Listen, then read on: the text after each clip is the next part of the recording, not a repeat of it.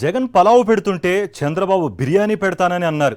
దానికి ప్రజలు ఆశపడ్డారని, చివరికి పలావు బిర్యానీ రెండూ ప్రజలకు లేకుండా పోయాయని, వారికి పస్తులు మిగిలాయంటూ మాజీ ముఖ్యమంత్రి వైఎస్ జగన్మోహన్ రెడ్డి ఎందుకు ఆవేదన చెందారు? బలం లేకపోయినా సరే విశాఖ జిల్లా స్థానిక సంస్థల ఎమ్మెల్సీ ఎన్నికల్లో అభ్యర్థిని నిలబెట్టడానికి చంద్రబాబు చేస్తున్న ప్రయత్నాలను ఏ దృష్టితో చూడాలి? విశాఖ జిల్లా స్థానిక సంస్థల ఎమ్మెల్సీ ఎన్నికల్లో వైఎస్ఆర్సీపీ అభ్యర్థిగా బొత్స సత్యనారాయణను నిలబెట్టడం వెనుక గల కారణం ఏంటి? ఒక ఎన్నిక చుట్టూ తిరుగుతున్న 100 వ్యూహాలపై senior journalist Kommineni Srinivasarao comment చూద్దాం. వైఎస్ఆర్ కాంగ్రెస్ అధినేత మాజీ ముఖ్యమంత్రి జగన్మోహన్ రెడ్డి విశాఖ స్థానిక సంస్థల నియోజకవర్గ ఎమ్మెల్సీ ఉప ఎన్నికపై వ్యూహాత్మక అడుగులు వేస్తున్నారు. ఒకవైపు టీడీపీ అధినేత చంద్రబాబు నాయుడు తీరుతెన్నులను ఎండగడుతూ, మరోవైపు వైసీపీ స్థానిక నేతలలో నైతిక స్థైర్యం నింపే యత్నం చేస్తున్నారు. పార్టీ పరంగా చూస్తే జగన్ చాలా ముందుగానే మేల్కొన్నారని అనుకోవచ్చు. అదే టైంలో చంద్రబాబు నాయుడును ఆత్మరక్షణలో పడేసేలా ఆయన ముందుకు సాగుతున్నారని భావించవచ్చు. ఎందుకంటే ఈ నెలాఖరుకు ఈ ఎమ్మెల్సీ ఎన్నిక జరగబోతోంది. తెలుగుదేశం పార్టీ తన అభ్యర్థిని ప్రకటించడానికి ఆలోచన చేస్తున్న తరుణంలోనే జగన్ వైసీపీ పక్షాన సీనియర్ నేత బొత్స సత్యనారాయణ పేరును తమ అభ్యర్థిగా డిక్లేర్ చేశారు.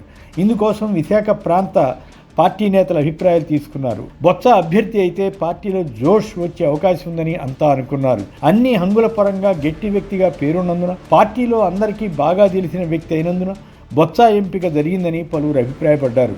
ఇటీవలి శాసనసభ ఎన్నికల్లో పరాజయం నేపథ్యంలో పార్టీ కేడర్ను చురుకుగా ఉంచడానికి ఈ ఎన్నికను ప్రాతిపదికగా తీసుకున్నారు. గతంలో జగన్ పూర్తిగా ప్రాంతీయ సమన్వయకర్తల మీదే ఆధారపడి నిర్ణయాలు చేసేవారన్న అభిప్రాయం ఉంది. ఉదాహరణకు సుమారు ఏడాది క్రితం ఉత్తరాంధ్ర గ్రాడ్యుయేట్ల నియోజకవర్గ ఎమ్మెల్సీ ఎన్నిక జరిగితే ఆయన పూర్తిగా సమన్వయకర్తలు ఆ ప్రాంత నేతలకు వదిలివేశారు. కారణం ఏమైనా ఆ ఎన్నికలో వైసీపీ ఓడిపోయి టీడీపీ అభ్యర్థి గెలిచారు.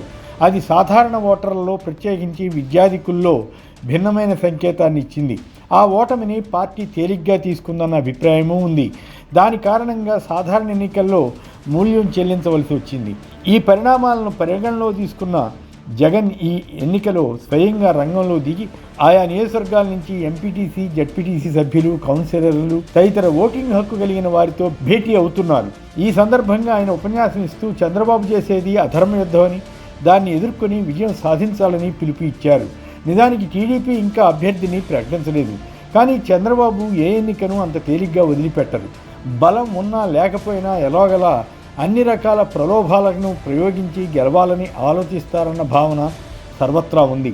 అందులోనూ అధికారంలో ఉన్నప్పుడు అసలే వదిలిపెట్టరు. శాసనమండలిలో ప్రస్తుతం వైసీపీ పూర్తి ఆధిక్యతలో ఉంది.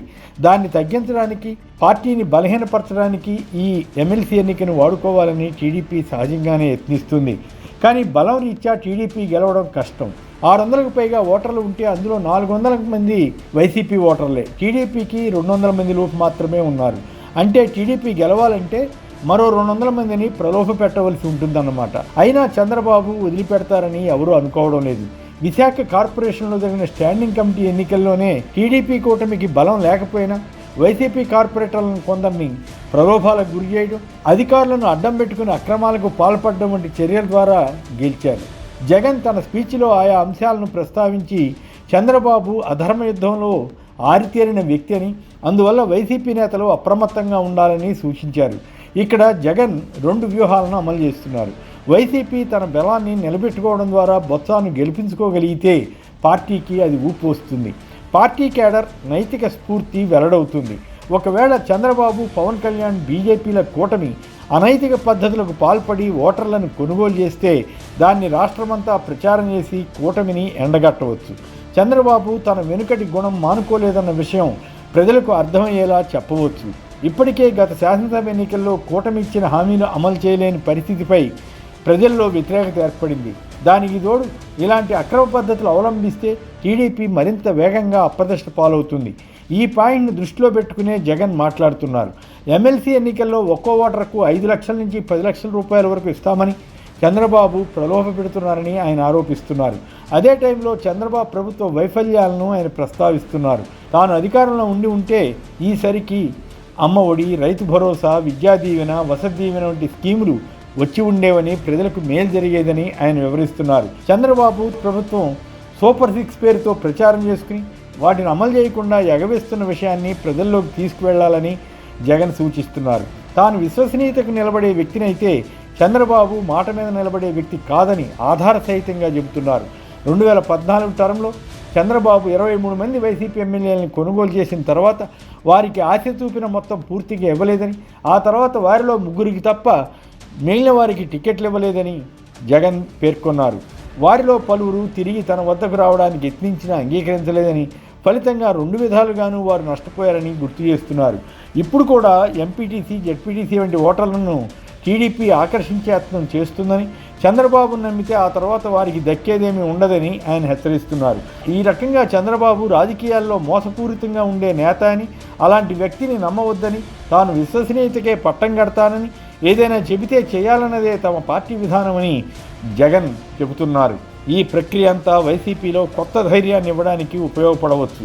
వైసీపీకి అండగా ఉంటే కేడర్కు భవిష్యత్తు ఉంటుందని భరోసా ఇవ్వడానికి యత్నిస్తున్నారు. నిజానికి బలం లేనందున ఈ ఎమ్మెల్సీ ఎన్నికలో టీడీపీ పోటీ చేయకుండా ఉంటే వారికి గౌరవం దక్కుతుంది. అలా కాకుండా చంద్రబాబు తన రాజకీయ వ్యూహాలను అమలు చేసి టీడీపీ అభ్యర్థిని రంగంలో దింపి రాష్ట్ర వ్యాప్తంగా దానికి ప్రచారం కల్పిస్తే ఆయనకే నష్టం కలగవచ్చు. టీడీపీ గెలిచినా అది డబ్బుతో విజయం సాధించినట్లు అవుతుంది. అభివృద్ధి కోసమే స్థానిక ప్రతినిధులు టీడీపీలోకి వచ్చారని చెప్పినా జనం ఎవరూ నమ్మే పరిస్థితి లేదు. అందులోనూ చంద్రబాబు ట్రాక్ రికార్డు అటువంటిదన్న సంగతి బహిరంగ రహస్యమే.